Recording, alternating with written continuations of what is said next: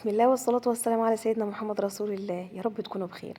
النهارده ان شاء الله هنعمل احلى طحينه، طحينه المصانع بقى، حاجه كده مظبوطه اخر ظبط. طحينه السمسم التحفه.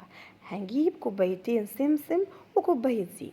قد ايه هي اقتصاديه وسهله جدا. اول حاجه هجيب السمسم بتاعي واحطه على النار كده على نار هاديه، واقعد اقلب فيه لحد ما يتحمص تحميصه خفيفه كده، يعني يا دوب ذهبي خفيف كده. انا عايزه الزيوت اللي فيها تخرج، الزيوت اللي في السمسم تخرج كده وتدي ريحة قوية للطحينة.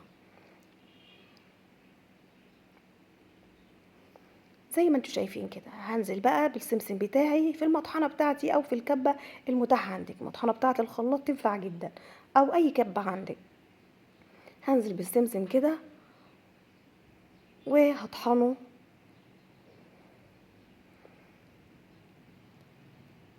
لحد ما يبقى ملمسه زي ما انتوا شايفين كده بالظبط. تعالوا بقى نيجي على الخطوة التانية. هجيب الشفشق الخلاط بتاعي وهجيب نص كوباية الزيت واحطها. نص كوباية الزيت دي هنضربها كويس قوي لحد ما يبقى لونها ابيض. وليه الخطوة دي؟ الخطوة دي مهمة جدا عشان الطحينة بتاعتي ما تفصلش. ونص كوباية الزيت التانية هنضيفها برضو بس في وقتها.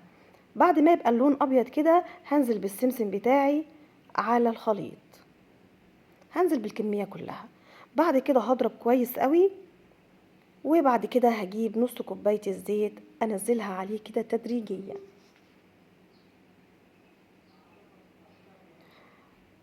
لحد ما اوصل لقوام الطحينة زي ما انتوا شايفين. اظن واضح جدا القوام جميل، واضح جدا لون الطحينة روعة.